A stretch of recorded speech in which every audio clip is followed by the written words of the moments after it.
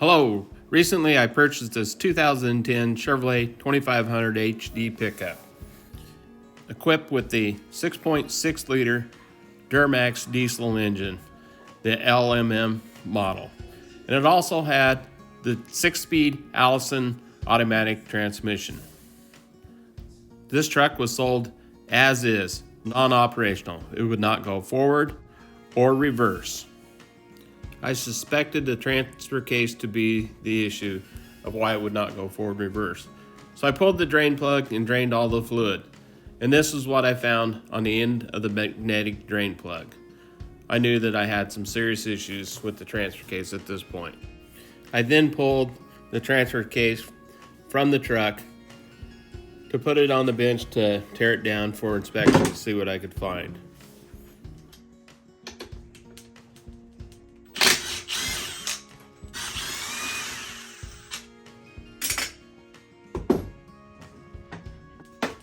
These transfer cases are glued down with RTV silicone. Boy, are they really glued down. I had to take a bolt with a nut and back it off to pry the case up enough to where I could get it to crack the seal, and then I was able to pry it in half.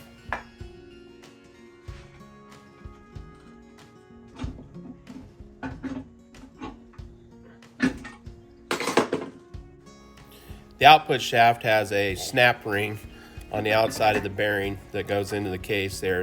It was a little tricky to get to come loose there, but I was able to get it to come loose.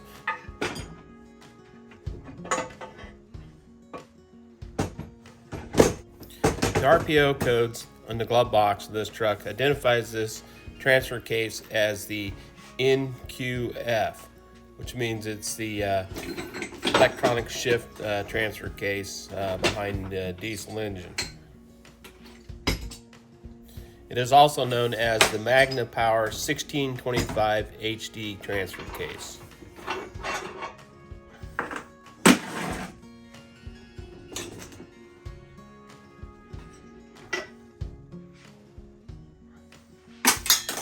And here you can see the problem.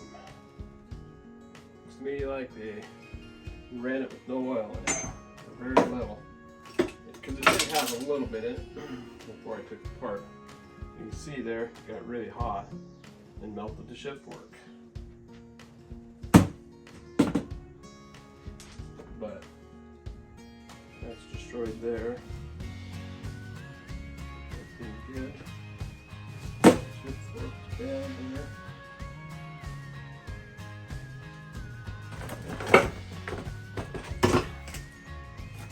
There is a large snap ring in here that's holding that planetary in. So basically what's happened here is they ran it low on fluid, very low, and it melted this shift fork here and into this slider right here. And I don't think you could clean that up, because that's got to be a pretty nice surface on there, otherwise the same thing will happen, or similar. And then I also found a broken snap ring in it, and it's going to need, of course, all new seals, the bearings. A lot of times I would reuse the bearings in these, but these bearings are toast for being low on oil. Some of them don't feel too bad, but they need to be replaced there. So I need a complete bearing and seal kit, a snap ring, a slider, a shift fork, and then the extension housing here. The seal, this bushing in here where the drive shaft goes in, it had run dry and took this bushing out here, so I'd have to press in and out new bushing in it here. So we're going to try to identify this case. It's an electronic one, and to see what the parts availability is. Used one is $1,250, which in my opinion is a lot of money for a transfer case, because there's not much to them, but we may have to go that route. Just depends on if we can get parts fairly easy. I did find the identifying tag here underneath all the gunk. And we got a part number there that will really help out, and see if we can't find one or parts.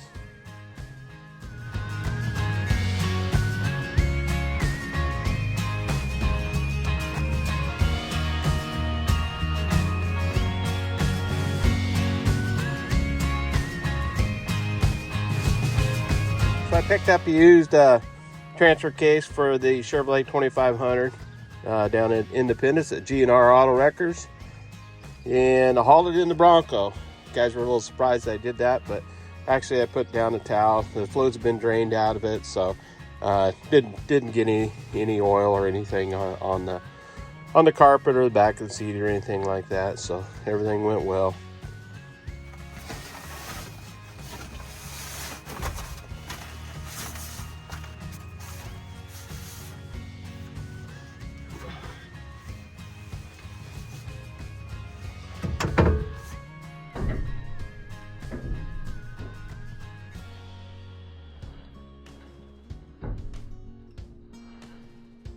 Transfer cases are very bulky and an odd shape. They're very hard to lift with a jack, a transmission jack, or just any type of jack. So the easiest way is just to muscle them up in there and set them on the cross member on the backside if you can, and then the input shaft to the output shaft transmission, make those up, and then it'll set there for you. This one was very difficult to get the splines lined up. I tried for several minutes to get this thing to line up, but I finally slid in and I was able to bolt it up.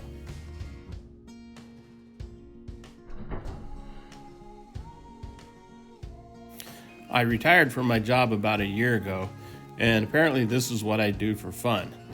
And days like this make me wonder what I'm doing here. These things are heavy and not near as much fun to handle as they used to be. This transfer case is an electric shift transfer case, so it has two motors on it to shift it in and out of four-wheel drive. And it's a little tricky sometimes diagnosing these with electric shift, because you can't always hear them shifting and moving there. But when I got it done, sometimes you have to have them calibrated. I did not on this one. Everything matched up, and the calibration was similar to what was in my truck, and didn't have any issues with it. It worked very well. It was just a direct replacement.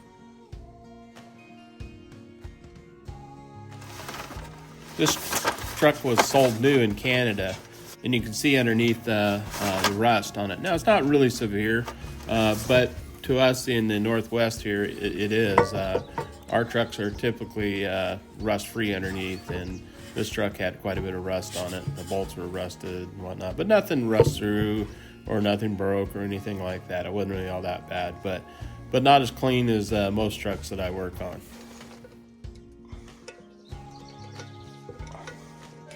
It's always nice to put the drive shaft in, because when you get the drive shaft installed, you know that you're getting pretty close to being done with this job. These electric impacts, that Milwaukee electric impact really works awesome for this sort of thing. No hoses to drag around.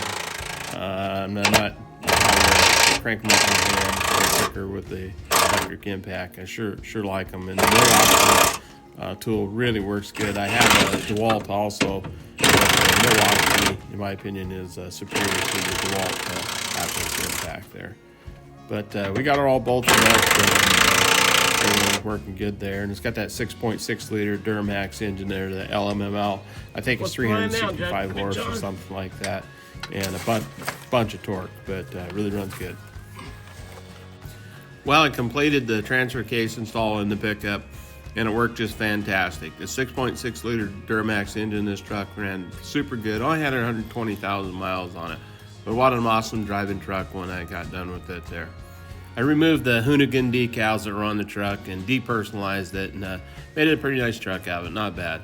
If you would, please hit that like, share, and subscribe button, and we'll catch you next time at Rusty Duck Garage.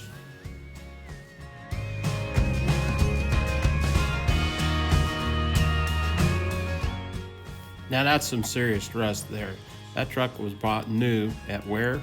Chevrolet in North Bend, Oregon, near Coos Bay.